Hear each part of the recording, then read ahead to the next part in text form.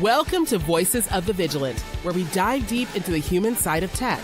Here, we go beyond the ones and zeros to explore the people, passions, and stories driving the cyber and internet security world. In each episode, we bring together experts, rebels, and innovators from across the tech industry to share their personal journeys, challenges, and victories. And here's your host and rebel in charge at Vigilant Violet, Jess Vachon. Hey, hello everyone. Welcome to episode 10 of the Voices of the Vigilant podcast. Our guest today is Andreae Pohlman, Director of Security and a former key member of Microsoft's, this is long, Corporate Incident Response and Recovery team.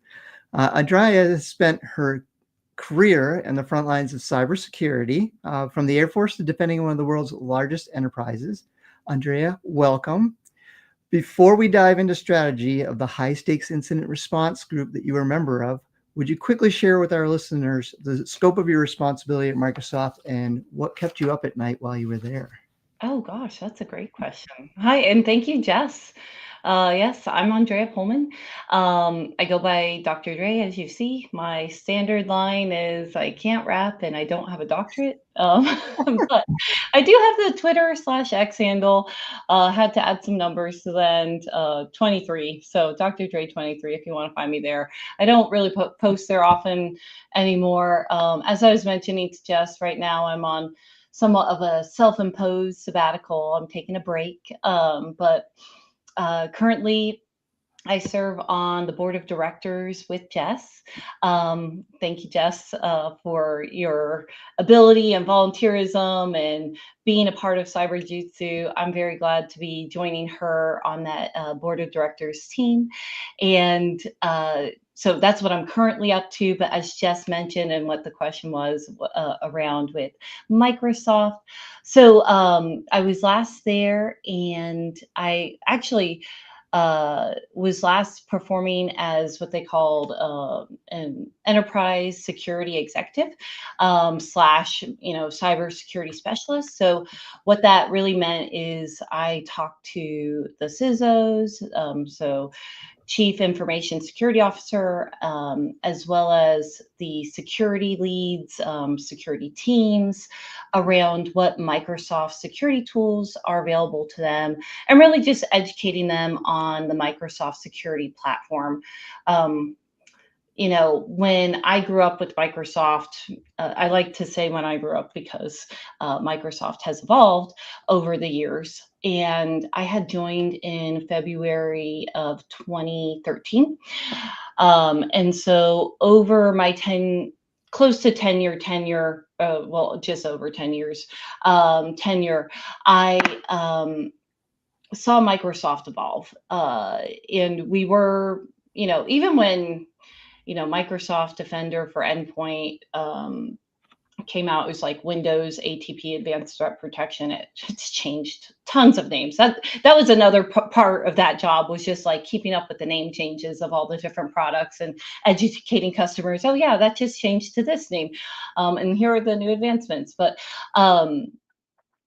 anyways, when I grew up with Microsoft, we moved from seeing a lot of identity-centric security solutions there.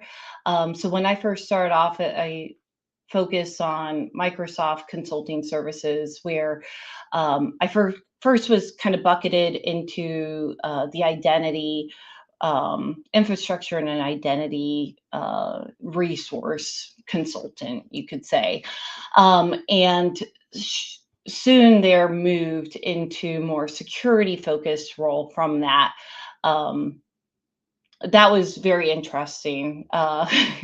Is kind of why I paused there, because historically at that point in time, the people who were doing the security work were mostly the men and women who started off in the Active Directory world. So again, identity. And actually a great resource for our listeners here, maybe for you, Jess, too. is Mark Simos. He puts together what they call the Microsoft Cybersecurity Reference Architecture. And it used to be one slide, but now it's multiple slides of kind of explaining Microsoft cybersecurity.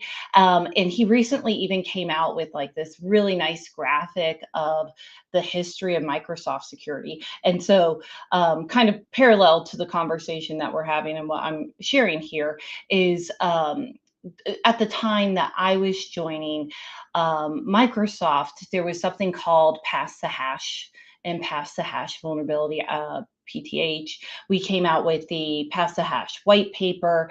Essentially, it's, if a adversary grabs, say an adversary, we've seen, I think, in recent news, kind of like the social engineering and going after help desk and getting help desk credentials and pivoting into the organization's environment that way. So Pass the Hash is kind of like, if we take that same sort of scenario, right, with the help desk, they might have administrative privilege. And so if the adversary then is able to log into the target machine, or say not even target machine, maybe they're able to get mess with one of the machines that now user A calls help desk. Help desk now uses their credentials, logs into user A's computer. Whatever credentials, including that help desk administrator that's on that local machine, then the adversary would then leverage the password hash to either move laterally or use privilege escalation in the latter of things. So anyways, a lot of history here.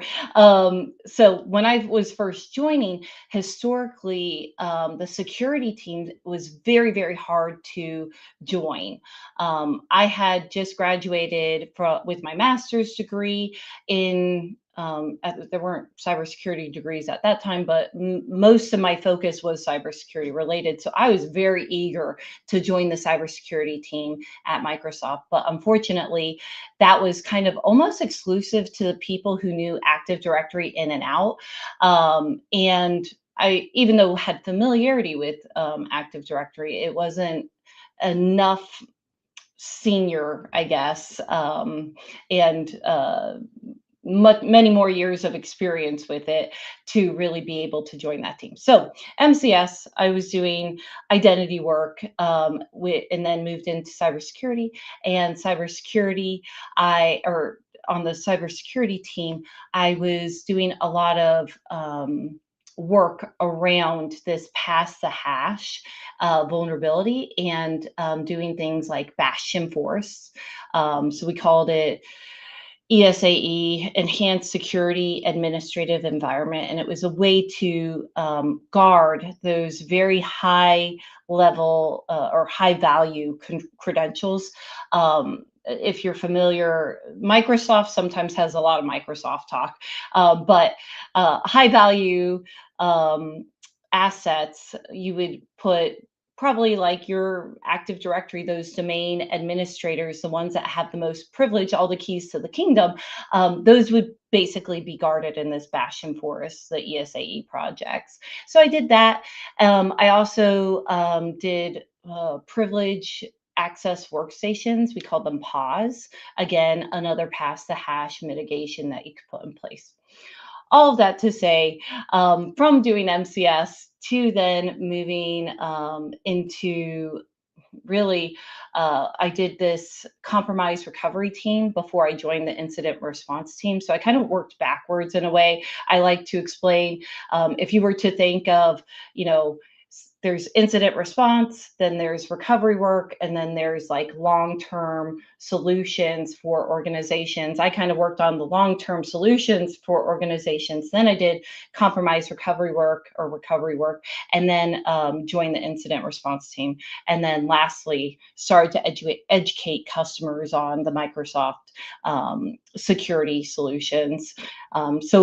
Yeah, anyways, I did compromise recovery work. I had actually gone to APAC, Asia Pacific. I was based out of Singapore for about a year and helped companies and organizations recover from pretty devastating ransomware events or very disruptive events. And from that, I then moved on to the incident response team. And from incident response team, I got tapped as, hey, you would be really good for this enterprise security executive position / cybersecurity specialist, where I educate customers on the security solution. So coming full circle of answering that question is, when I grew up with Microsoft, it was heavy focus on on-prem identity. And over these years, I've seen our product stack heavily evolve from not only on-prem identity. We've seen Entra ID and on-prem Active Directory have solutions like Microsoft Defender for identity. Microsoft also has its communication-based tools focusing on email and Teams security solutions, as well as Microsoft having endpoint solutions, Microsoft Defender for Endpoint. And then lastly, CASB Cloud App Security Broker, that solution being the Microsoft Defender for cloud apps.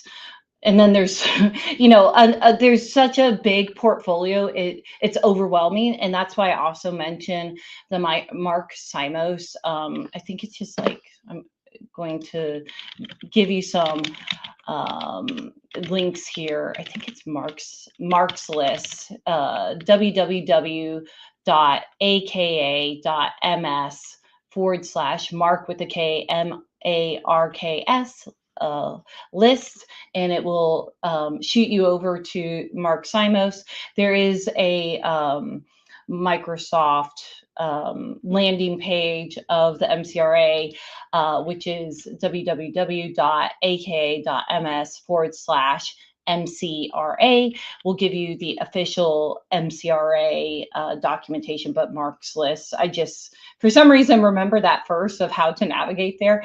But going back to incident response, I was very fond of that team. I was very fond of it. I was very fond of the compromise recovery team. That's where I felt like I got the realist exposure to cybersecurity, really being in what I joined for. And what kept me up at night? So many things. I feel like the world is constantly on fire, and just seeing the ability of what the products were able to detect and give visibility and insight to things that customers might not have seen before. The advancements in a lot of these security tools, because I know Microsoft's a leader in a lot of categories, but there's a lot of great tools outside of Microsoft too. It's just amazing, the detections that are able to be seen, and the quicker response times. It gives me a lot more hope, because there's the unknown, and ignorance is kind of bliss element to it. But with these tools, and now you have known knowns. And now recognizing how many known knowns there are, it's like, how many known unknowns are there? And I look forward to, I know we're going to talk a little bit later, a little bit about AI, but I really look forward to the continuation and progression and where we're going for the future with these tools. So very, very long answer for you, Jess. I apologize. I think I told you I'm a little winded, so. No, that was great. And I was thinking, as you were talking, Dr. Dre is definitely in the house. Who knew she was a historian for Microsoft? That's good. I'm of an age where I got to watch the evolution of Microsoft and the security products. And, they had some missteps. Everyone's aware of that at the beginning. But over the last 10, 15 years have really evolved the product choices. What I love about what you just described for us was you you gave us a background on how that evolution happened, the people involved, the resources involved, how you played a part in that, which I always find to be valuable in understanding products, right? Yeah. Because you can use a product, but not necessarily understand the best way to apply that product or how it was intended to be applied.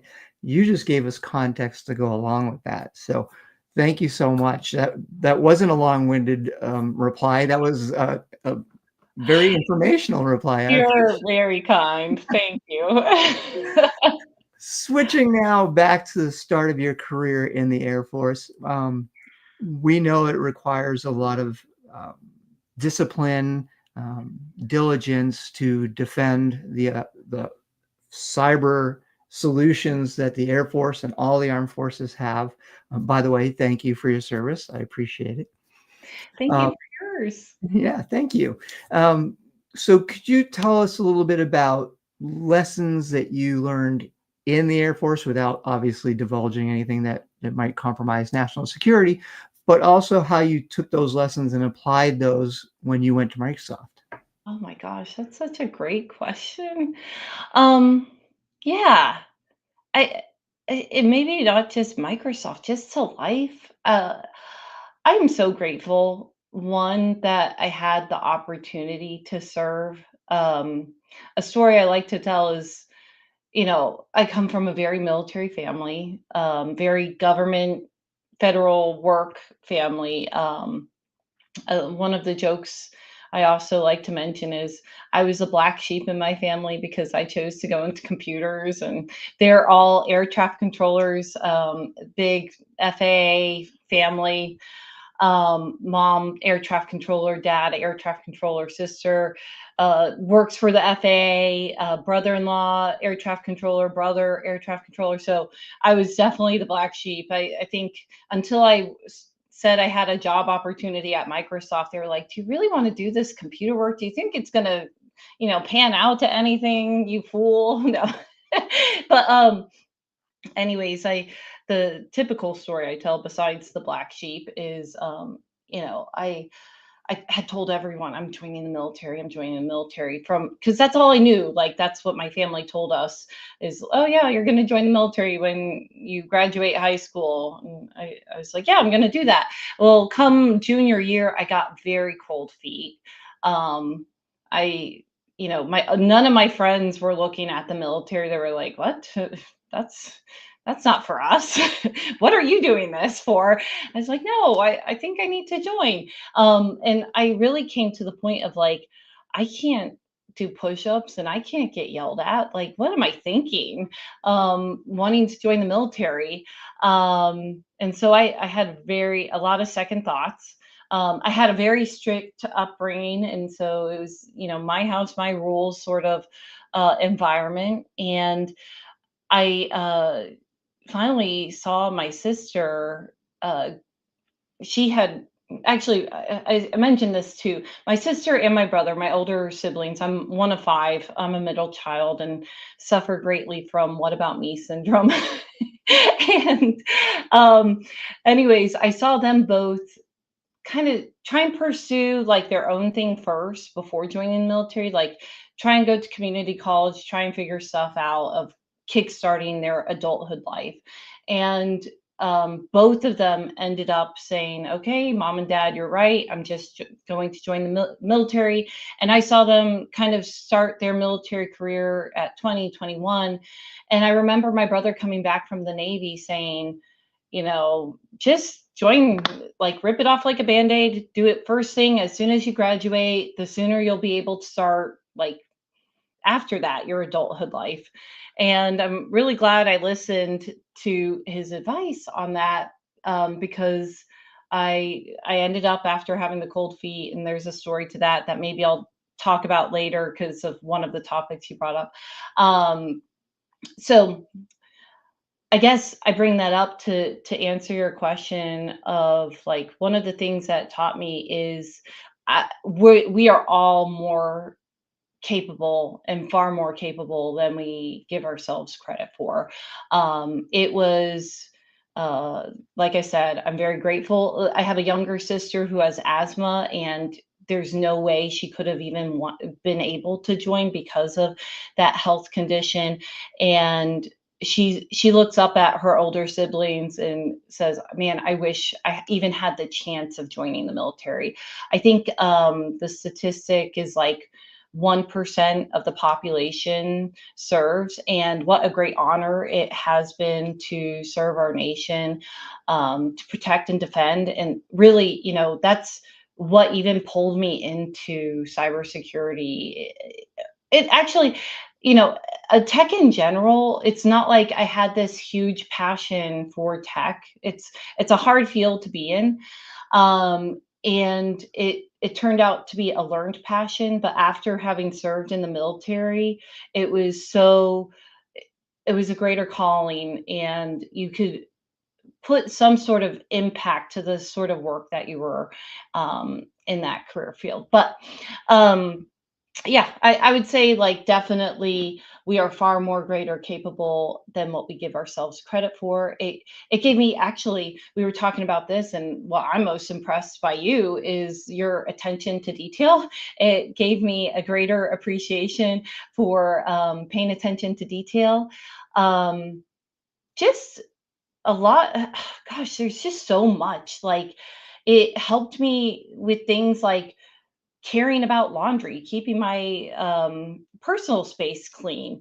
Not that I do this anymore, but hospital corners, like those sort of details, and just like basic life lessons that I didn't have an appreciation for as a younger person, but now, later into adulthood, I'm like, man, I'm so glad. And honestly, there's a book, and I forget who it's by. It's by a general, but it talks about like success, and one of the keys to success is making your bed first thing in the morning. And I love that. And even though, like, the military taught me, it took me a little bit longer outside the military to be like, yeah, I'm going to make my bed every single morning and get that kickstart off to the day on the right foot. But again, another great long answer.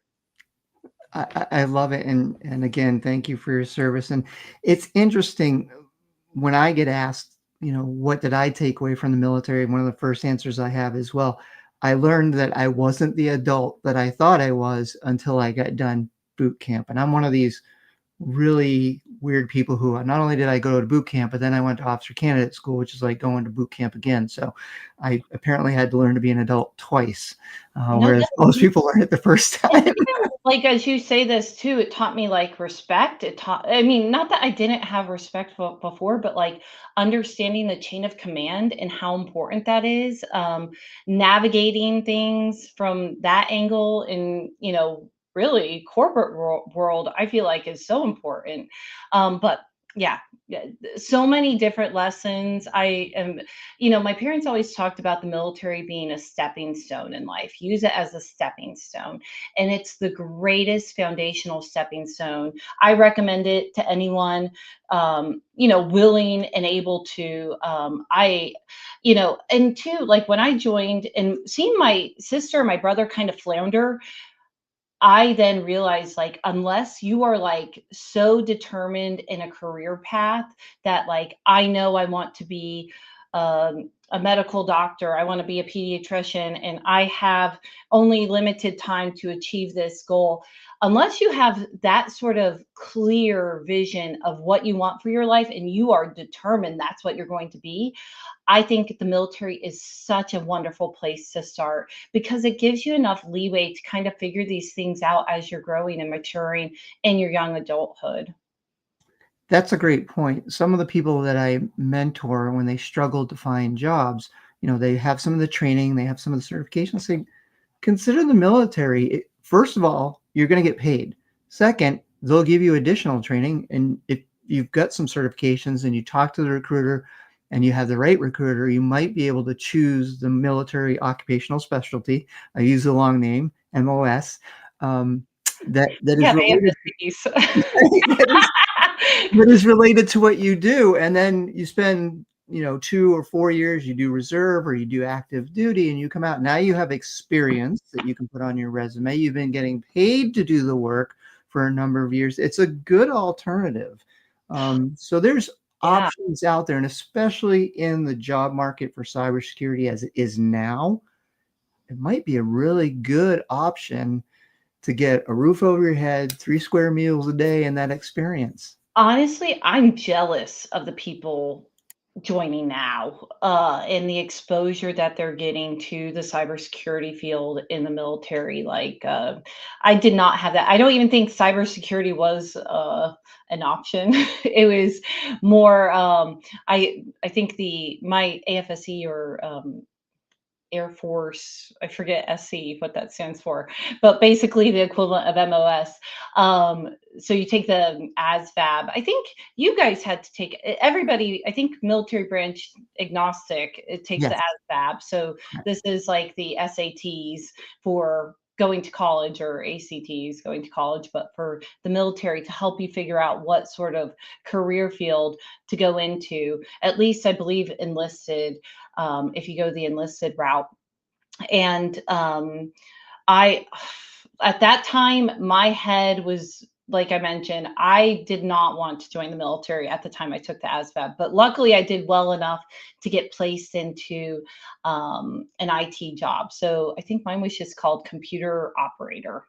So I was a computer operator. I'm still a computer operator, but I basically did system administration work and helped maintain a European database for aircraft coming in and out of the European theater. Great. Okay. I have a question for you. What is GW Cybercore, and what did you do in GW Cybercore? So George Washington University. So with cybersecurity, encouraging or attracting, rather, I should say,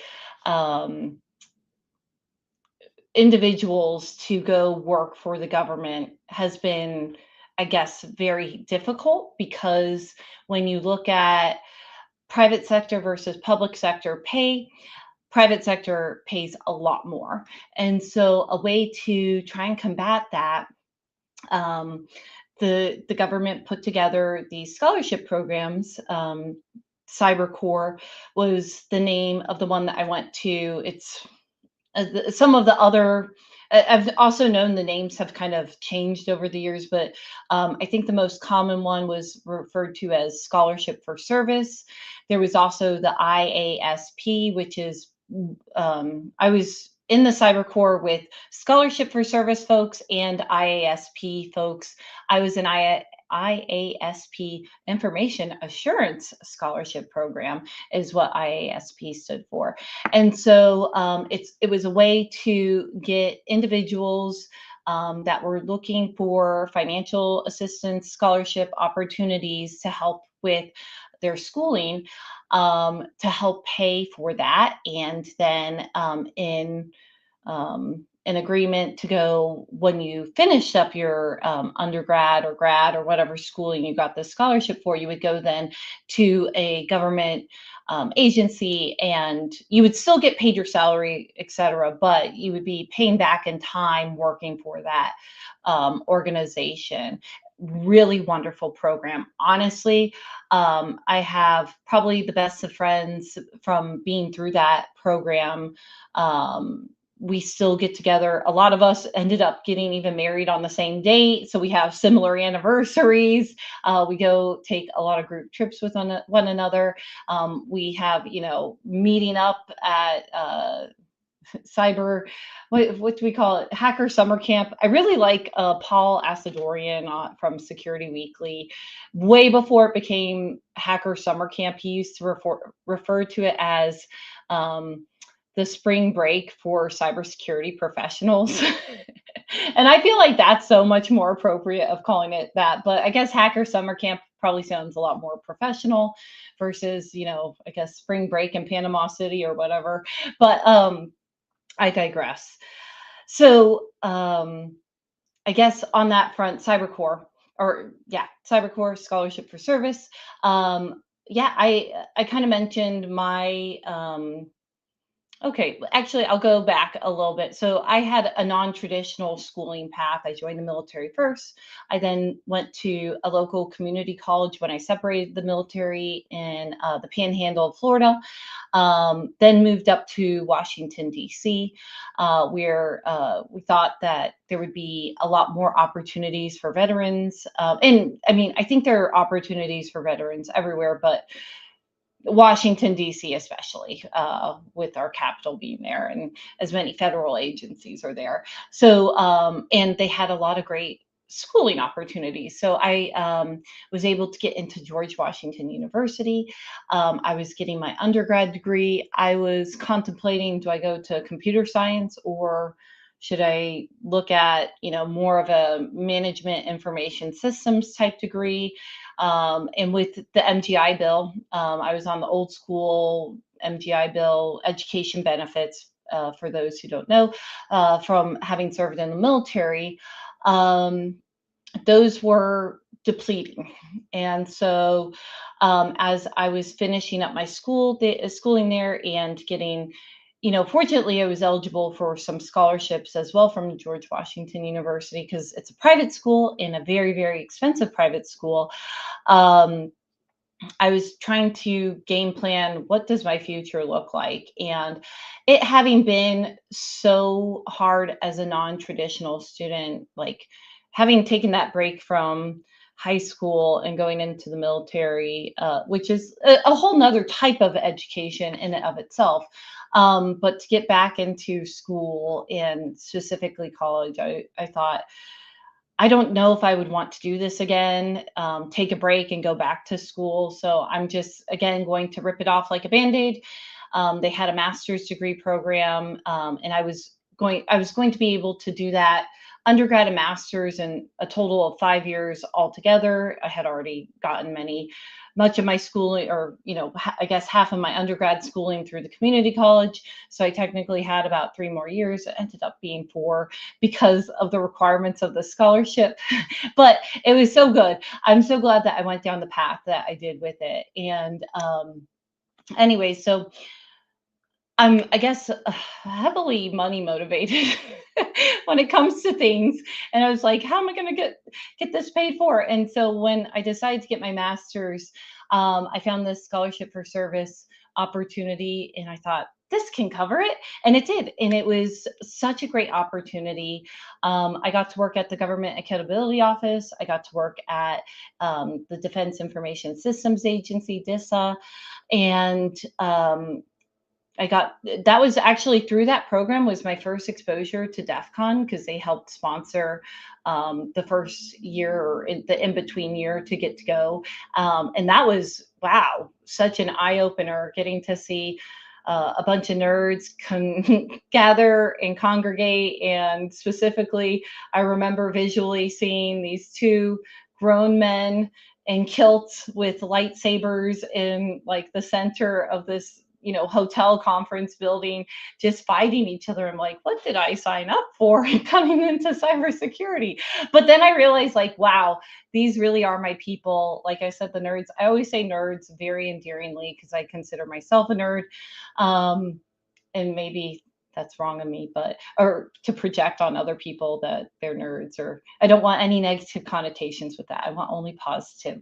But I digress. So this is a really great program, especially if you're looking at ways of trying to help fund your school or your schooling. And it was cybersecurity focused. And that's, I mentioned, that was supposed to be 5 years, but ended up being more, going back to, like, there not being really a cybersecurity degree program at that time. Because of this scholarship, it required you to take a lot more cybersecurity courses, and those extra courses, even though I was able, luckily, to get them funded, it extended my duration of graduation. But it was, I feel very blessed that I got that education. There is a theme with you where, I don't know if it's resilience or determination. You're not daunted by taking the more difficult path. And your reflection on taking that difficult path is, I think, enlightening for a lot of people. It's a message that, look, your career might not be easy, but if you're up to the challenge, it will be rewarding. And that's what I'm hearing over and over from you. It's just Oh, I love that. it's so lovely to hear your story and the way that you reflect positively on every challenge that was thrown in front of you. So I just want to make note of that. Oh, I'm so ultra flattered. Thank you so much for that. I think, my mom growing up, she would always talk about this. You can take the hard path and it's going to be much easier later on, even though you think it's going to be so hard up front, or you can take the easy path and it's going to be so much harder later on. And there's been quite a few times I've tried taking the easy path and I quickly learned, like, man, this was much harder to go down this path. And I appreciate, yeah, the resilience. Like, I don't know. Maybe that's something from being brought up in a strict family, or maybe the military helped shape that. But I hope that I am, and I mean, I still think I have you asked for a fun fact about me, and I gave you one, but another fun fact for you is I'm like a self-help addict. I love the self-improvement books, which is a nicer way of saying self-help. Um, but I guess I'm just like a glutton for punishment too, of like, oh, I must be doing better. I need to be achieving more, getting this or that. So maybe it's a lot of the self-help books that I've been reading. Maybe. You mentioned your mom, you mentioned your family, so let's talk a little bit about that. How do you think how, the way you grew up and the influence of your parents shaped your career choices and shaped who you are and your success in your career? Oh, that's a great question. Um, so much. Um, you know, oh gosh. I think that we were brought up very strict in a strict household. For example, I wasn't allowed to go spend the night at even my best friend's house, who lived two streets down the block. Wasn't allowed to watch PG-13 movies, even, or I mean, yeah, definitely not R-rated. But even when I became 18, those were still, you're not allowed to watch. So I grew up with understanding there's a lot of rules, and if I chose to break those rules, there were consequences, and consequences I did not like. And so I quickly tried to change, I guess, maybe my mindset around the situation that I was in, and tried to find, happiness there of, just because I can't watch this movie that all my friends are able to watch, maybe I can watch this other one and just, be fine with that, and understand that maybe later in life I might want to watch it and I won't be under these strict rules. And come to find out, there have been like some of those movies that actually, for example, Titanic, I wasn't allowed to watch the Titanic. And still, I don't know, now that I'm older, I'm like, did I really miss out on much? I know what happens. Like, everybody talked about it, and maybe I have 2 more hours back in my life, or maybe, I think it was a long movie. It might be like 3 that I didn't have to waste on the Titanic. I'm sure it was, no harm to James Cameron, I think, did that movie, but I'm sure it was wonderful, James Cameron. Not that you're watching this, but anyways, I think, yeah, I I think they going back to that resilience, maybe that's the point of learning to be resilient and just pressing forward and finding other opportunities in life. I think they greatly shaped who I am, and I'm very appreciative to them. Like I said, I was the black sheep. They kept pushing air traffic control. They were like, "Are you sure you're the cutoff for going into this career field is limiting now if you don't make this move." But I think they're very happy with the career path that I've taken. And kind of even going back, I remember just begging my parents for a PC. It was like maybe the late 90s, that we finally got a PC. And once I got it, I mean, that was just wow. For me, at a young age, I just thought having a computer would open so many opportunities. Like it was like an artist being given a canvas, right? And then add the World Wide Web with our modems and AOL. But yeah, I'll just say I'm very grateful to my parents. I'm glad that they bought us that PC, and that helped shape me going down the computer path that I did. That's a beautiful story. I want to pivot now to Cyberjutsu because we talked about that prior to going live on the show. You've been involved with Cyberjutsu, Women's Society of Cyberjutsu, for a number of years. You're currently a board member. Tell us a little bit about the organization and your involvement prior to being on the board and what you really love about the organization. Oh, thank you. Yeah. Gosh, I love everything about the organization, but I'll try and come up with something a little bit more specific. So Women's Society of Cyberjutsu, or Cyberjutsu, we call it for short. It's much easier to come out that way. It really is an organization focused on helping individuals advance in cybersecurity. I would say it's a great community of individuals. Ideally, or not ideally, originally, I should say, it started off, focused on really like a minority group in a world of the majority in cybersecurity. The stat, I think, was 1 in 11 or 1 in 10 women represented the cybersecurity workforce. And so having a place that you could go to and ask questions, not feel dumb, and just there's something so, I don't know, I hate saying the word validating, but yeah, I guess for lack of better words, validating of seeing someone like you and being like, oh, wait, they're doing the same thing I'm doing. That's pretty cool. I've not seen that.